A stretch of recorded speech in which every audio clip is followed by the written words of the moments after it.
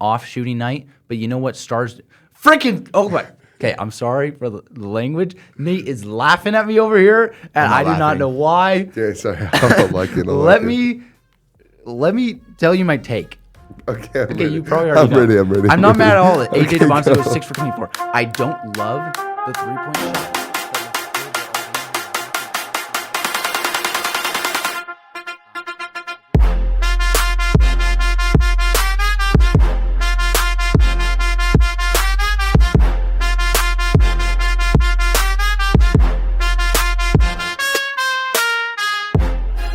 Hello and welcome back to Hike the Y, a BYU sports podcast. So glad you're able to join us today.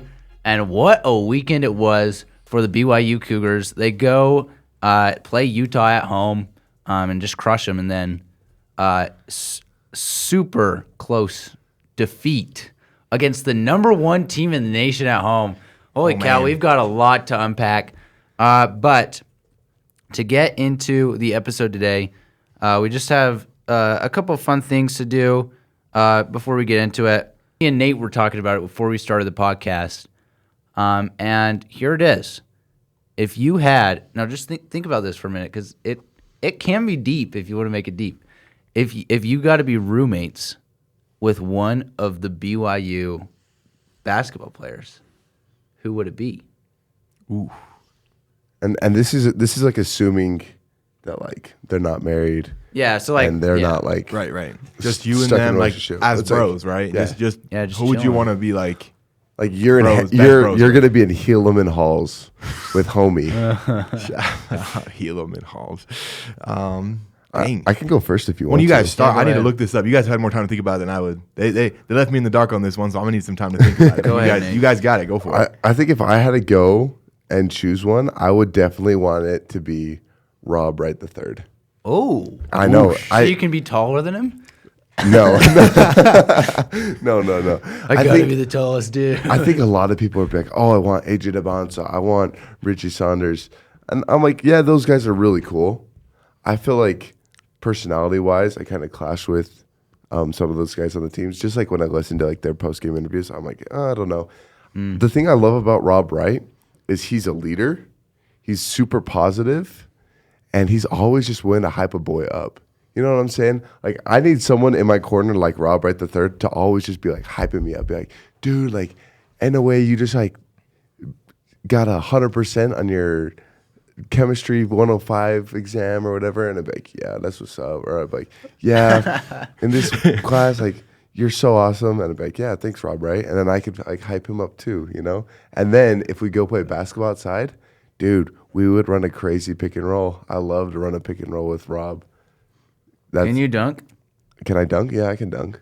Okay. And so it's like if Rob could give me some lobs or like I could get like some. Yes, sir. And Rob's a shooter. I love just like the kind of like flair. Like set a screen, he flares, he hits a three. I'm there to rebound. Like come on, that would be so fun. Okay. So just like I also feel like Rob Wright's kind of a gamer. I feel like Rob Wright's got like that kind of Fortnite vibe in him. I feel like you're just like you're going off a feeling completely. Oh, just completely a feeling. I have no We've evidence not confirmed this with Rob whatsoever. But I could just feel that Rob Wright's a gamer. Like I feel like he's got like that competitive spirit in him. I feel like if we're playing Uno, like he's gonna want to win that game. And so I'm like you know what I'm saying? Like that dude balls out and he just like endures. So shout out to Rob. Rob, if you want to. I like it. Hit me up next semester. I'm down to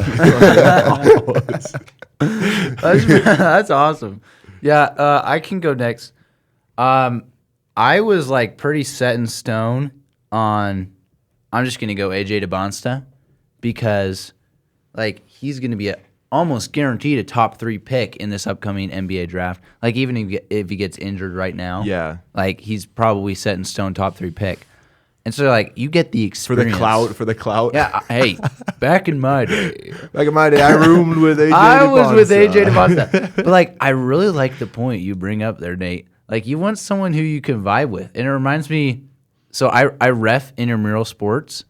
And so if you know, like, BYU basketball, you know Townsend Triple, who played for BYU for a couple years.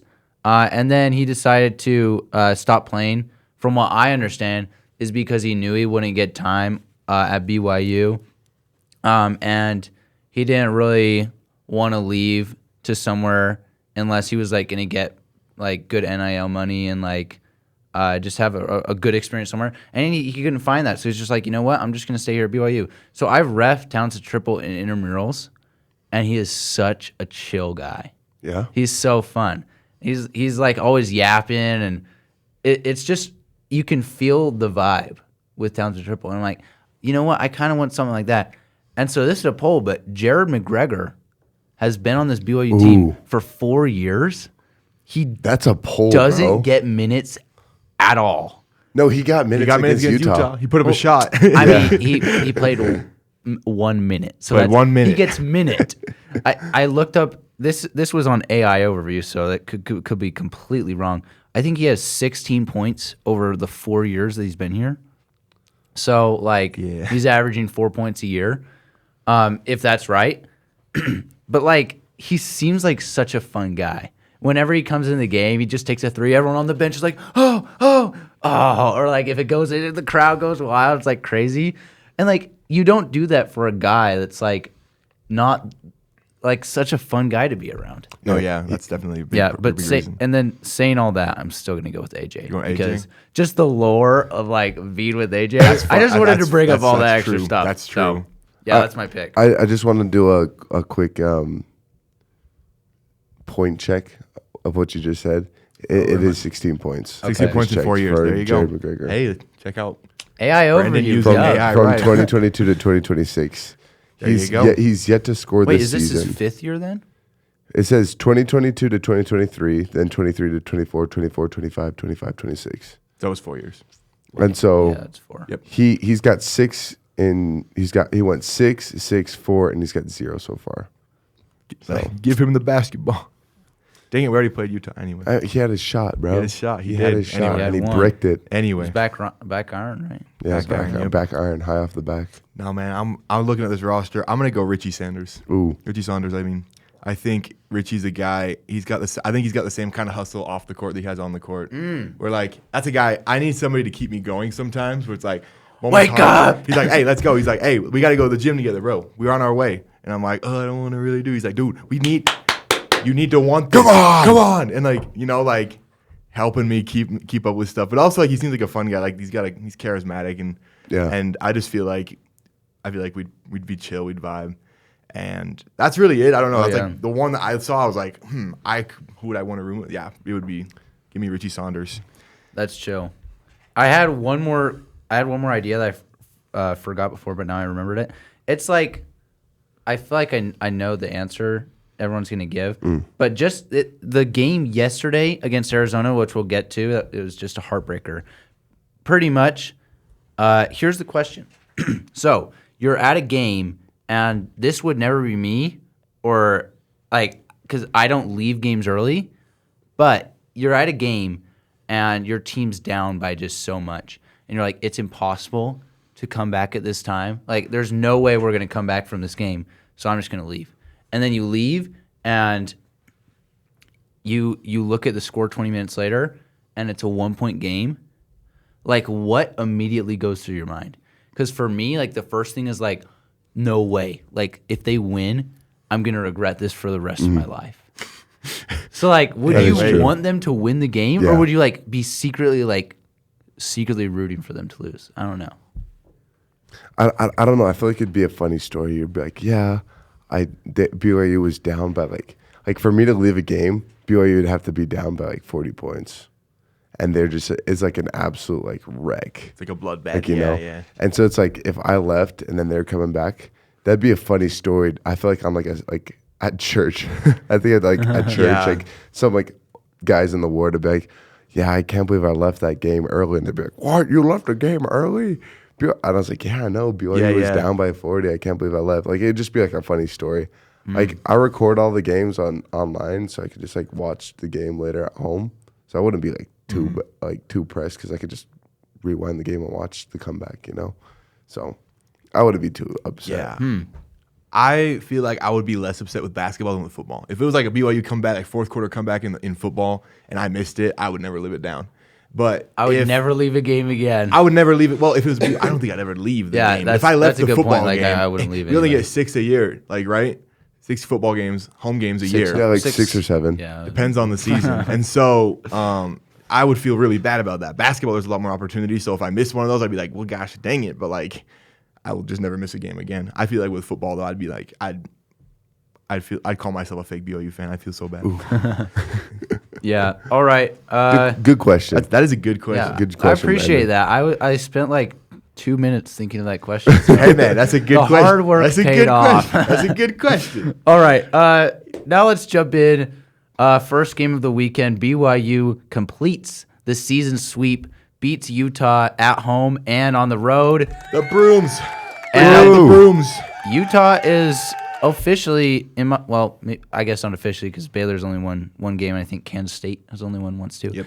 Let's just say Utah is the worst team in the Big 12. Yeah, So, yeah. What are your thoughts on this BYU Utah game? It was fun. You guys didn't go, right? I saw you there, bro. Oh yeah, I did see you there. I saw you. You were like pointing the sign at Oh me. yeah, okay, yeah. I forgot. Dude, that game was electric. I've never been to the Holy War in a basketball game. Me neither. Until And Saturday. that was chills, dude. Like I just gotta say, there's something Okay, about BYU versus. can I just clarify something? Nate gets chills in every A lot. possible chills scenario. So just keep going. I'm Those just saying. non-conference wins, and he's like, ooh. We just beat Abilene Abilene Christian. Oh my gosh, chill. Hey, guys. No. Hey, No. I Let the got Reds chills. speak. Like at the like when we hit turbulence, because I remember hitting turbulence. It was like right after AJ Dybantsa just got hit 43 40 points, and he had that crazy dunk where he just went straight down the lane, dude. And then we hit turbulence. That is like the best turbulence that we've hit. I'm for the listeners at home who don't know what turbulence is. Look up on YouTube BYU turbulence and watch that video, and it will not do it justice. You have to go to a BYU game. Go to a BYU athletic event. And Where they do 2 it. minutes left in the fourth quarter when they go to a media timeout. Just sit there, watch them turn off all the lights, and oh my gosh, it is just electric. And so I love the game. I love that we destroyed Utah. I love that we were beating them by 20. And then like the final score 78-91, it looks like a closer game. Yeah, it felt Like felt a like a blowout. blowout. And Jinx. like with like a minute left, we were up like what, 20? And so I'm like, guys, I love this. I love that AJ Dybantsa has 43 points and Richie Saunders had 21. Like, it was beautiful. And there were some amazing blocks by Keita, and it was just absolute cinema. If you guys know that guy who's like absolute cinema. It's Martin Scorsese, Yeah. in case you. Absolute cinema. For reference, no BYU freshman has ever scored 43 points. So AJ Dybantsa is number one for BYU freshman. He broke the record. He broke the 48-year-old record of Danny Ainge. Yeah. And according to That's Greg, right. That Danny Ainge, yes. according to Greg Wrubell, only 7. Well, I guess not 7 because Jimmer Fredette has 4 of these. Oh, there's only been 7 times where a BYU player has scored more than 43. Dave Tyler Eastis Haas. with 44, Jimmer Fredette 45, Bob Skuskin 47, Jimmer Fredette 47, Tyler Haas 48, Let's go. Jimmer 49, Jimmer 52. 52. The 52 game was his legendary moment. Wow. So could and AJ? wasn't one of those games against Utah? Yeah, the that AJ? 47 point. Yeah. Or The no, 47 not pointer AJ. for that. Jimmer was against Utah. Well, and also to add on to that, he broke the most points scored by a freshman in the Big 12, from what I understand. AJ which is did? Yeah, in one game. But didn't Really? it get beat? Just this season. Just He matched this season. Trey Young did it in Oh, 2018. did Trae Young do he it? He matched Trey Young, I think. Or he scored the most points since Trey Young because, well, Trey Young was ballistic as well. Yeah. So it was one of those. He was he's up there with Trey Young in terms of the Big 12 freshman record book. Gotcha. Okay. That's crazy. But yeah, that's insane. Overall, it was such a great game. Nate's right. The atmosphere was electric. But I mean, the end was just it was so dominant the last 8 minutes that you forget the fact that it was a close game. I mean, you're looking like halftime we were only up 5 points going into the half. Yeah, I think BYU has generally disappointed this season in the first half and sometimes in the second half, obviously, as well. But like the BYU is not beating teams by as much as they should potentially, and we'll get to it later because they're 1-3 against ranked teams this season. But yeah, I don't really know where else I'm going with that. I think one thing was I heard there was a post-game interview with Alex Jensen, with Utah's head coach, and they were like, "What happened? Like, you guys were playing so good," and then he just said, "We were playing good," and then he said his words exactly, "My guys quit." Ooh. If you're a basketball player, what does that do to you to hear the words "My guys quit" from your coach after a rivalry game where you shot 62% from three? That's crazy. Where you made all of your free throws to hear "My team quit." How does that make you feel? I mean, how would that make you feel? I'm not gonna lie, like they did really well, but the energy was just gone in the second half. All right, I know, Nate. I know you got some stuff to say. Well, I just want to say, like, the energy was gone from Utah. They looked deflated because of the crowd and because AJ had 43 points.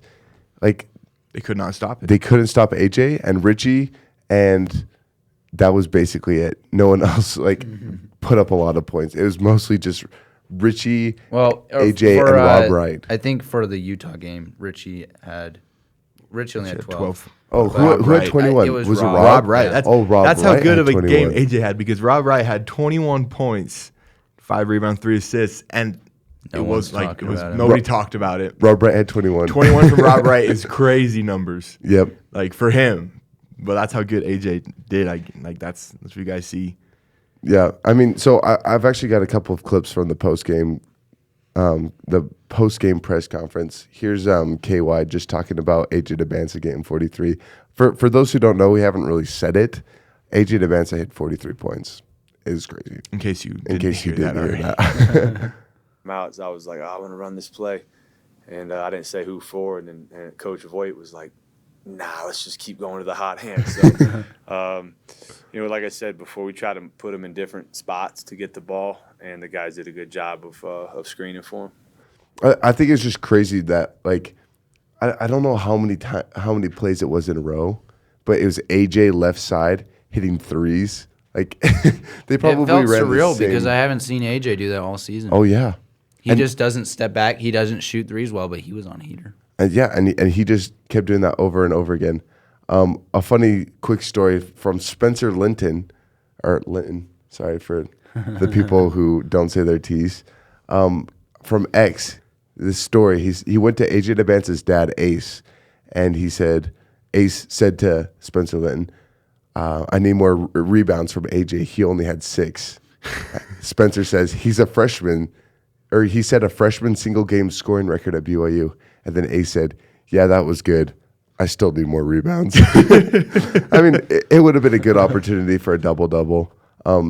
Another cool story is pre-game on X, Parker Kingston posted, is it called a tweet? What are they called now? And just like a post. Posted on like X, yeah. He posted. It said, AJ going for 40 today, #Go Cougs. And it's funny because it was before the game. And like everyone knows that Parker Kingston loves the Utah Utes. And so 100%. Here's just they showed AJ Dybantsa the post after the game. Here's what he said. Oh, he posted that before the game? Yeah. Oh, shout out Parker, bro. Word. Yeah, so shout out to Parker Kingston predicting before the game that AJ was going to pop off for 40. Spencer Linton also got talking to Rob Wright after the game. He's like, what did you say to AJ before the game? He said, hey, go get 40. Rob said that because right before that, they had the Illinois freshman. I forgot his name. He had 46. And then he's also at Kingston, and then right? Kingston Fleming's had 42. Kingston. That was what it was. No, just kidding. It was Kingston Fleming's. After Kingston Fleming's like, hey, Kingston had 42. You got to one-up him. Well, and yeah, AJ and said, then all right. You're right, though. Wagler had 46 as well. A historic big day. scoring game on Saturday. It was a big scoring and they were game. all freshmen. So Crazy. if you haven't heard, it was a historic day for college basketball freshmen. The only one thing that kind of made me a little depressed was AJ Dybantsa wasn't doing it See for. me, like I ain't know too much about. he wasn't doing it because it was against Utah. Like, part of me was like, I was in the fans. I was like, yeah, AJ's absolutely stomping on their necks because that's, by the way, that's a quote from a BYU basketball coach. I was like, oh yeah, AJ's just popping off right now because it's against Utah. Well, this is what he said. What does it mean to you to do what you did tonight against a Utah rival? See, me, like, I ain't know too much about the rivalry. Like, I'm from Boston, but people were just dragging it the whole time, talking about Utah this, Utah that. So I was like, I guess I'll go out for y'all. See, this is why he can't be my roommate because like he's like, whatever, like I don't really care. No, that you much. got a down to earth guy who's just chilling. He just wants to He's play like, ball, bro. hey, He's a chiller. Yeah, that's all I that's care true. Just give him the about. basketball. Well, it was just funny popping off, getting 43 points, and it wasn't because it was Utah, which I was kind of secretly hoping in my heart that it was. Mm-hmm. I will say something else, kind of getting us down in the dumps a little bit. The BYU student section did not do their job. Connor At mentioned BYU earlier, versus Utah? Utah was 11 for 11 from the free throw line. They were 5 for 5 go shooting into the rock. You got to get a miss from the student section. I'm very disappointed. I wasn't there. If I was there, Utah would have some misses. I guarantee it. I don't know. I mean, we still won. But being in the I'm student just section, looking for the bad. like people, like the student section were like, AJ, like when he was popping off, and he just started popping off low key because everyone was chanting his name, MVP. They had the little brother chant going on, like they had a bunch of good chants, and so Just like football. oh yeah, just like football, like we were electric. definitely rubbing it in Utah's face, and I was right next to the Utah sideline, and the players just kept looking up at the student section. Like I was just like, They were oh my so goodness, tired of it. They wanted to it's go home by free the end of the real game. estate, just free real estate, and like there was, I have a video. There's like 12 Utah fans in the whole stadium. The whole stadium was just blue. I don't know how that happened.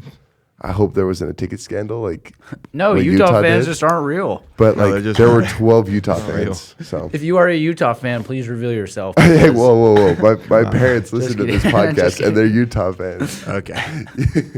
All three of our listeners are going to be gone. Were they in the Marriott Center? They weren't. That's what I thought. Anyway, Dang. shout out Nate's parents. Yeah. We appreciate you guys All right. listening to the pod. Love your mom and dad. I have one more thing to say about the Utah game. What about you guys? Yeah, You I'm guys good. Pretty much chilling. I'm pretty good. All right. What you say. I will say, here's the one thing. Whoa! Just kidding. Go. This might be controversial. No, it's not. Rob Wright is potentially the MVP of this basketball team. Like, if On the season? yeah, Okay. I'll agree with like that. okay, Yeah. I mean, obviously he's not like the most valuable. Probably, I mean, you got AJ Dybantsa, Richie Saunders. Like those are two very valuable people for this team. But I feel like it all clicks because of Rob Wright. He's able to drive in the lane. He's so shifty. You never know when he's going to pull up, when he's going to go to the hoop. Like, and then he can fire from deep. He can kick it back out. Although there have been times this season where he did not, and it was disappointing. Hence, what we're about to talk about. But I don't know. Rob Wright is, I feel like, a natural scorer, and he allows other people to be open. He's a true floor stretcher. I think he could be the MVP of this team. He's a good. He is. I agree with you so far. Overall, I want to go with my MVP for the game real quick. Give me Kadeem Boop Kadeem Boop. on that defensively. The 6 block? rebounds, 2 blocks. He had a steal as well. He was forcing Utah to do things Turnovers. that he was just playing with his hair on fire. And they asked KY, like, what did you tell Boop before the game? And he said, nothing. Boop, boop. He just woke up like that. He woke up ready to play like that. And so really in the moment when BYU was having, for a minute to get the game away, Utah did not get any second chances because he had 6 defensive rebounds. I think most of them, if not all, in the second half. And just as the lead stretched, he was a big reason why. He had the block and he was getting hyped and everybody was hyped. Oh, like yeah. Marriott Center got so loud for him too. It wasn't just AJ on Saturday getting celebrated. I think like that block was the other loudest moment of the night. Oh yeah, for sure. And so that was a huge defensive effort. And in 21 minutes of quality 0-point minutes, we talked about that before. You need to have, if you're gonna be on the floor, you got to have quality minutes. You don't have to score, but you have to contribute. And he contributed. Without scoring a point. Shout out to my man. Yeah, if the listeners don't know what we're referring to as the block, it is when a Utah It wasn't even that great of a block, I'll be honest. Well, just Boop just like folded the guy in midair. I was surprised that it wasn't called a foul, but like it was a fast break, right? And Boop just went up with two hands perfectly. And the Utah defender just folded in half right in front of him, and he just absolutely sent him. And then Boop just started flexing, and everyone was on the stood stage. over him. Stood Stood over over. him. Oh my goodness! Everyone was It was so loud for that. You can't hate that moment unless Anyway. you're a Utah fan. I So guess. BYU versus Utah is a good game, but going into Monday against Arizona, I wanted to be the first one to talk about this game because I also wanted to be the. Go ahead. I want to be the first one because I know that some of us are going to be a Debbie Downer about this game. I'm impressed with the BYU basketball team and how they were able to rally late, being down 10 with a minute 11 seconds left in the game is crazy. And then being able to get it within one and then an opportunity to make a game winning shot. Like, this BYU team has grit. And this is going to go a long way going into the tournament because we're going to be seeing Arizona again, but we're also going to be playing some more teams where it's going to look like the game is over and there's no hope. But BYU was able to come back against the number one team in the nation, and the worst deficit was 19 points. I was really impressed by the BYU team to be able to come back into this game and not lose like all of their hope. You know what I'm saying? Yeah, I'll be the Debbie Downer here. We did the same thing against UConn, almost the exact same thing. We couldn't do anything in the first half. We struggled throughout the first part of the second half. Oh, we got 5 minutes left. Let's start scoring and actually try to win this game. We did, but it's too late now. Same thing against Arizona. We've got to have that fight. Why can't we have the same intensity and fire and grit, like you're saying, Nate, with the full 40 minutes? And I think I know which quote you're about to pull up because I'm pretty much saying the same thing Richie Saunders said in postgame. But yeah, if you want to play that, Nate. Just like I was saying, like we have to execute for 40 minutes. Just it sucks when this happens and when you come up short, right? But just if we can figure out how to just execute for that full 40 minutes and like I say, not have lapses, like that's when we're gonna reach where we can reach our potential. They got potential. Potential is great if you're 12. Eventually, potential's got to turn into something. And I haven't seen it turn into anything. BYU's 1-3 against ranked teams this year. BYU had a 9-point lead against Texas Tech in the second half with 9 minutes to go, and they just let it fall through their fingertips and then even below their fingertips, and like probably seeping through the ground because they just couldn't even get close to getting back. BYU's got to perform in big games, and they are not. And they have a huge opportunity this Saturday against Kansas. So, man, We also have we also have College Game Day coming to that game. Yeah. And so we're going to get a lot of media attention. There's going to be probably 30 NBA scouts there. Well, not 30 exactly. 30 teams in the NBA will be represented at that game between AJ Dybantsa and Darren Peterson, two of the top prospects in the league. Yeah. Well, here's something that KY said after the game about BYU's potential. We're right there with every team in the country. I thought that before the game. I think it just as much I did before the game as I do now. So, I have a lot of respect for Tommy. I mean, I don't know a lot of the college coaches. He's a guy I've gotten to know a little bit. We have a mutual friend that I work with. Okay, he's rambling on, whatever. For reference, Tommy is Tommy Lloyd, Arizona basketball head coach. Basketball head coach, yep.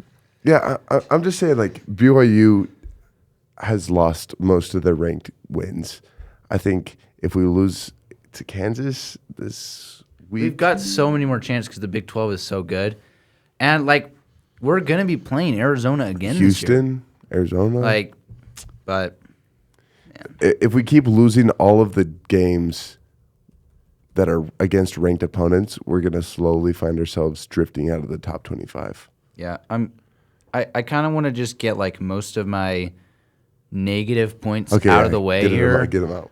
Just because, like, for obvious reasons, man. Nate, okay, let's put up sorry. the umbrella. Here comes the rain Here we cloud. go. I mean, it's not horrible. 18-6 on fast break points, and like that was bad fast break points for the Arizona team. I feel like they had 10 layups worth of fast Dunks game. too. Fast. Yeah, well, obviously. Okay. 10 points at least worth of fast break. Like, so easy. No chance, like, BYU is going to be able to stop them at all. And then, I don't know what BYU's defense was doing. I was at the game. I was, like, really hyped up. So I wasn't really watching, like, super closely what defense we were running. I still, like, don't know if we were running man or zone. But whatever we were running, it didn't work because Arizona just destroyed us in the mid-range. And if you know Arizona and you know Arizona basketball, you know that the one thing that they are exceptionally good at, probably, well, I actually don't know because I haven't watched like every top 25 team and stuff like that.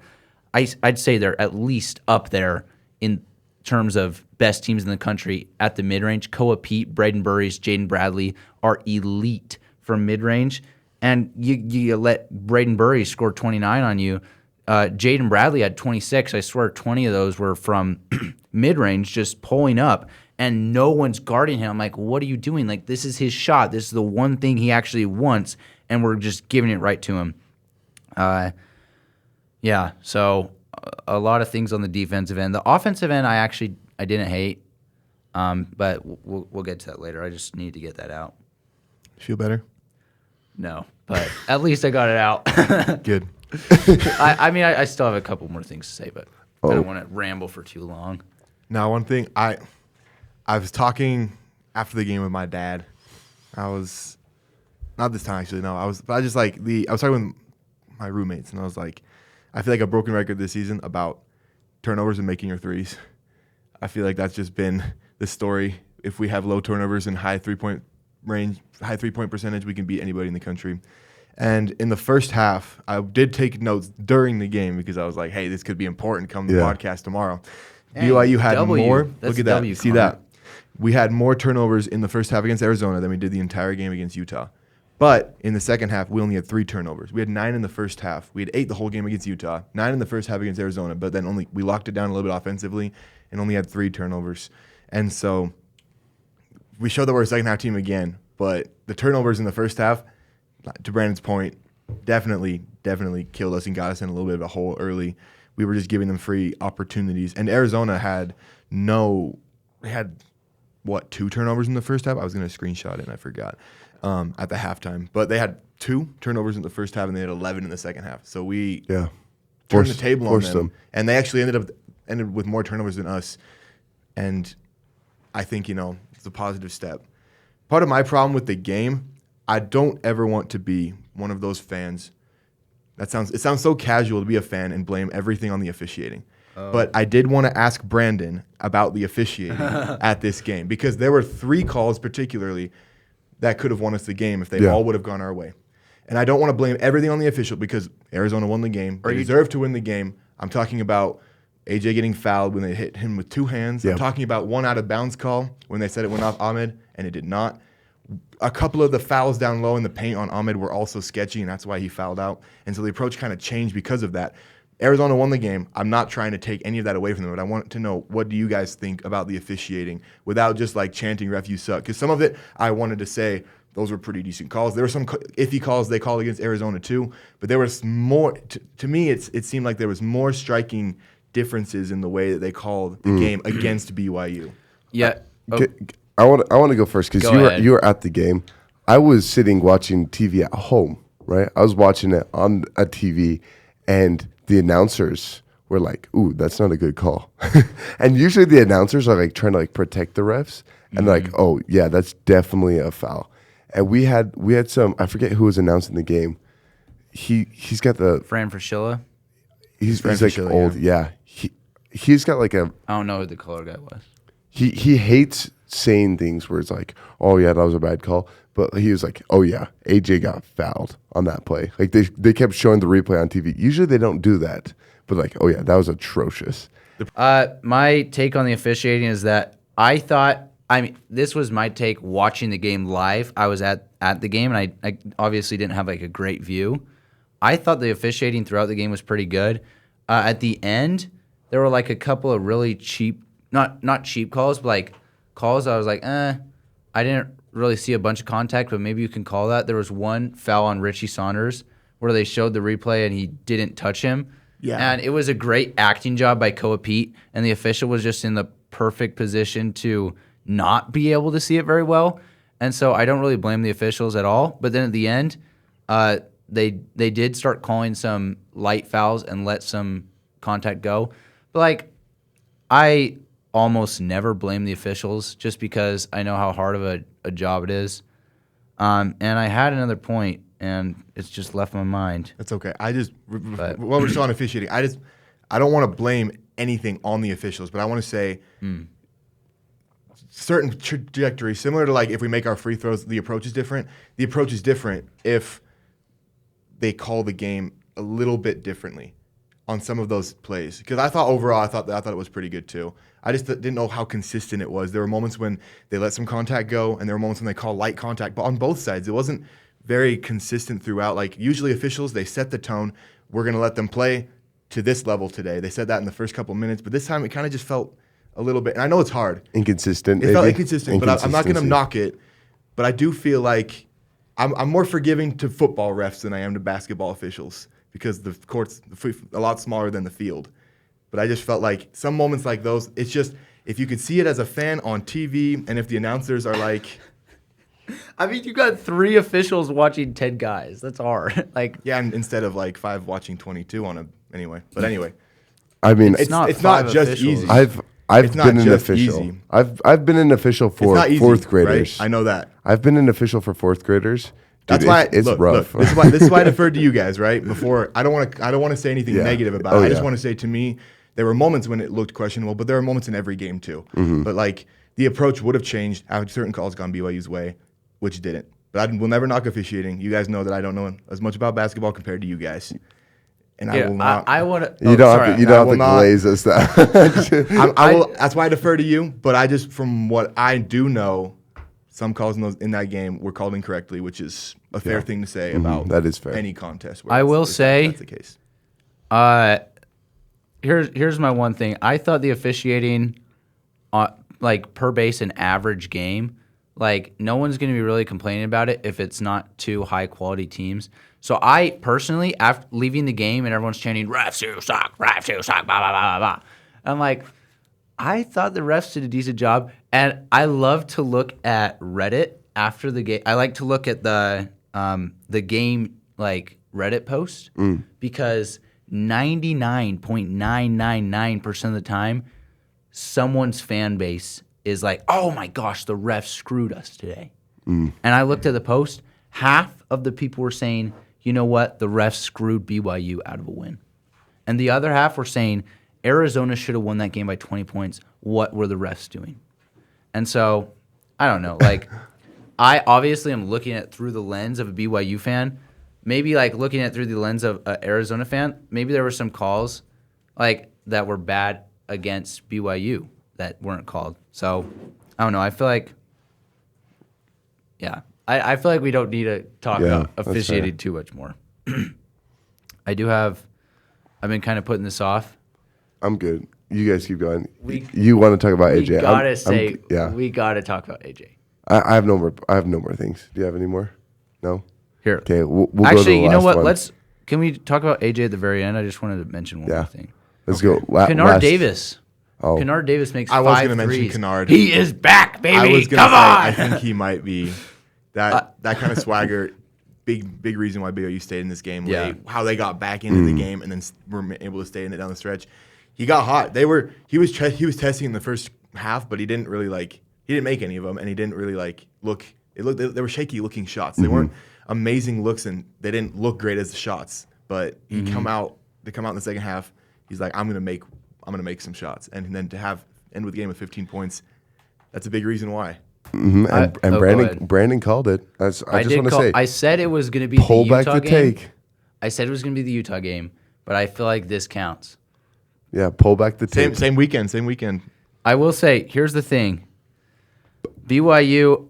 Wait. Oh, here's the thing. He did go 5-11 against Eastern Washington, and then just collapsed. The last couple of games, he was 0 for 12 from 3, and then he missed his first 3. I was saying, all we need is him to make one. And as soon as he made his first one, everything else was a swish. Nothing but net. So, great job, Kenard Davis. Shout out to Kennard. And then one more point. I know I have probably too much stuff. One more point before we talk about AJ, because I really want to talk about AJ. Brother.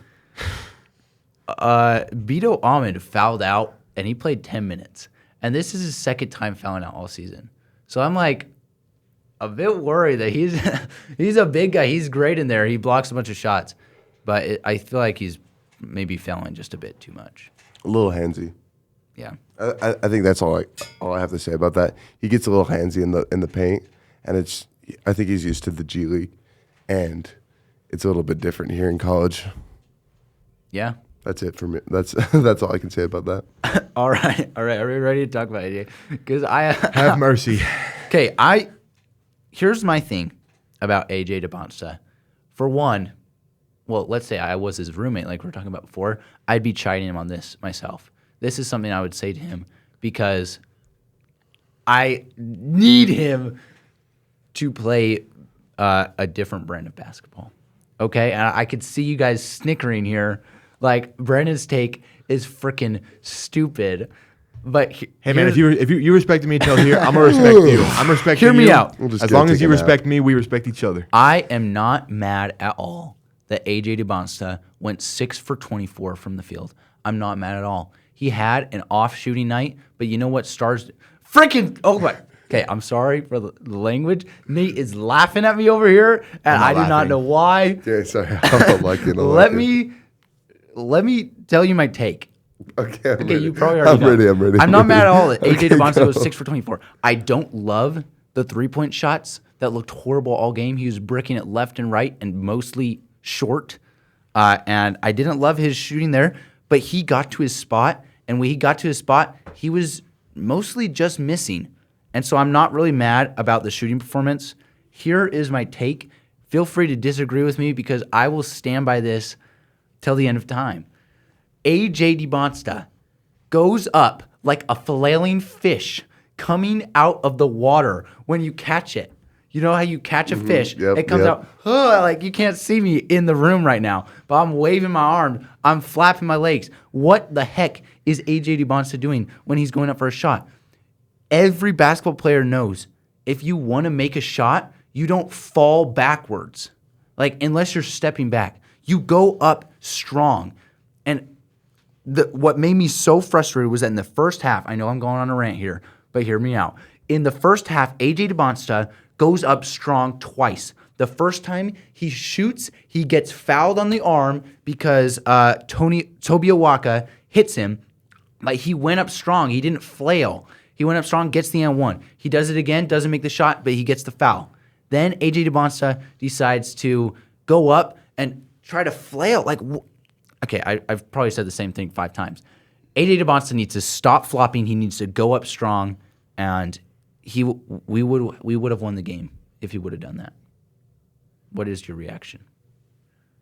Do you disagree, agree? Like, I am so adamant about this.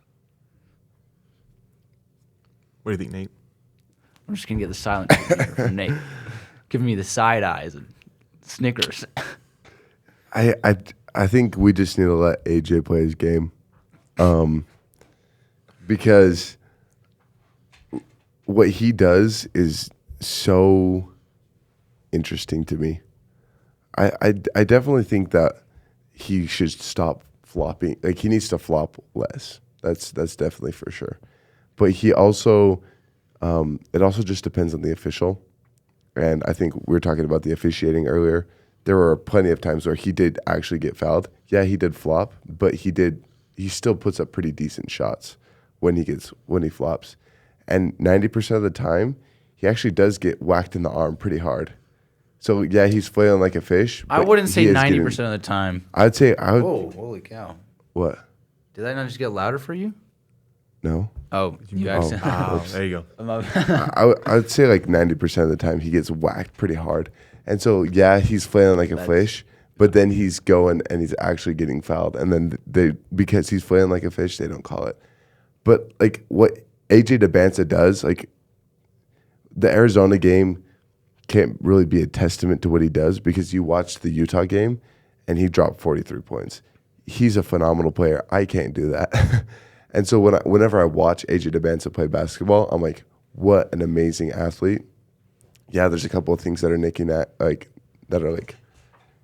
knick-knacky. I don't even know what I'm saying. Knick-knack, like ticky-tacky. Ticky-tacky. Nitpicky. There's a couple of things that are nitpicky. Wow. That one, yeah. Things that like, oh, I could, if I was AJ Dybantsa, I would stop flop and I did this, and this. I'm like, well, I don't know what's being said on the sideline. Maybe Coach Young wants him to go kind of play that kind of game. Maybe Coach Young wants him to try to get some contact because Coach Young is the guy who's running out on the court every single time that AJ Dybantsa's flailing his arms out in the air. That's AJ and Kevin Young supporting him. And so if I can see KY supporting him, maybe it's something that KY is saying on the sideline. Maybe it's something that is being talked about over that kind of also sort if of way. your player thinks he gets fouled, like you're not gonna be like, no, AJ, you definitely didn't get fouled. You are going to try You're to like, ref, what are you doing? Like, give him the call. I guess that's true. It's true.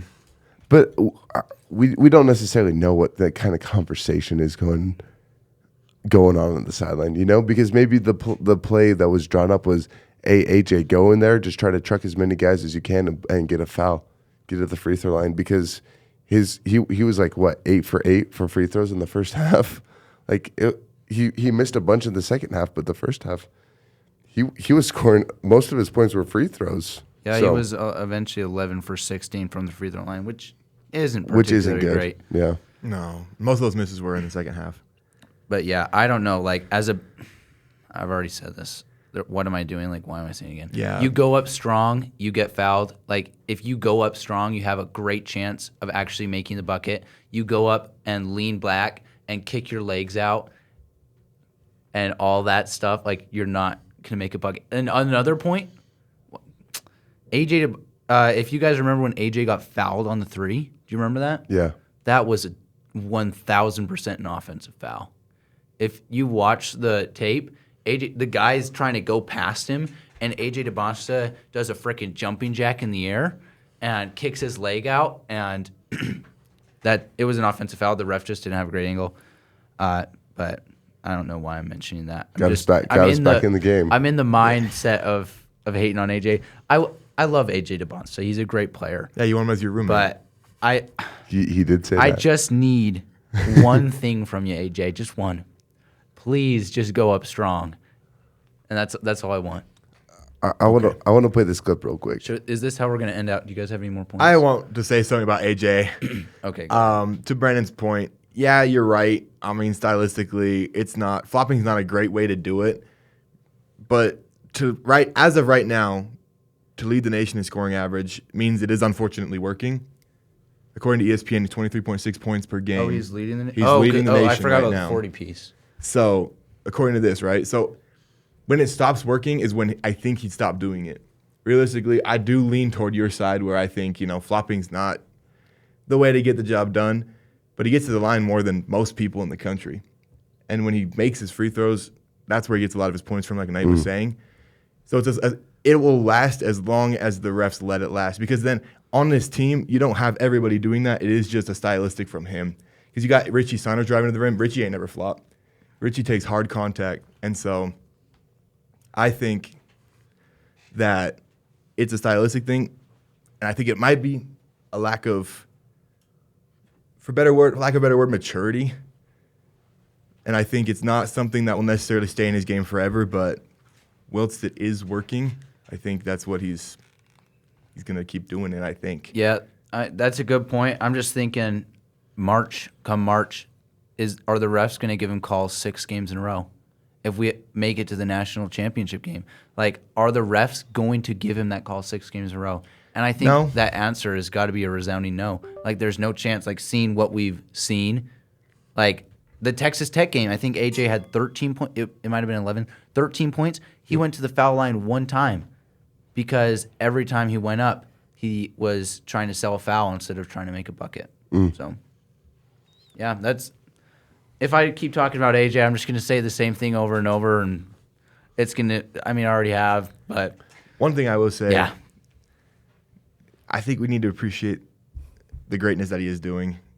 Obviously, BYU, this time we have like a lot of high expectations for athletics, so I think it's good to keep offering this, giving what we know is like, hey, this can be better. Well, we know it can be better. But like appreciating the fact that we had this recruit come here and all that he's been able to do so far, that he has been as good as advertised. And he's a little rough around the edges, but he will play in the NBA one day, very soon. So I think enjoy what we've got going on with him right now. And he'll Wait a change his second, style. that was actually deep. Yeah. We get him 1 year.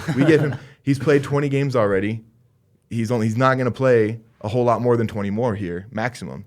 So I think we need to enjoy the fact that AJ Dybantsa is playing here and hope that his example, the way that we treat him, will make other people want to follow his footsteps and come here again. Because he's doing things that haven't been done since Jimmer Fredette. Jimmer Fredette was here playing before, he won the Naismith before any of us got baptized. So, that's the kind of thing. We want a guy to come here and not have to wait over 10 years for this caliber player to come back to Provo. I think the way that he grows and the way his experience happens and unfolds here in Provo will affect a lot of how future recruits look at Provo as a destination, both what they hear on the court and off the court and what they see and the results. It's very important. AJ Dybantsa right now is really important for BYU. Yep, I agree. So I think maybe that's one of the things maybe he wants to do it, and maybe Kevin Young says, I want this to go well. And so I'm going to kind of let him play his game. So then when future players come here, I can kind of let them play their game. And you know what? Maybe one of those future players is going to be Bruce Branch III. He was at the game. Who went to the game? 5-star recruit, 6'7", 200 pounds, pulls up to the game. AJ Dybantsa is showing what BYU is capable of, and his 43 points against Utah. It's just amazing. What a good player. But low-key, this podcast is 52 minutes. Oh, my gosh. Hey, if you're listening to the podcast right now, respect to you. Respect. Respect for hanging in here. Respect. Yeah. All right. I did say last time that I would have a great outro lined up because I was hating on the Go Dogs. But I honestly couldn't think of a better one. So that's how we're going to end it off. Thank you guys for listening to Hike the Y, a BYU Sports podcast. And we'll see you next time. Go Cougs. Go Cougs.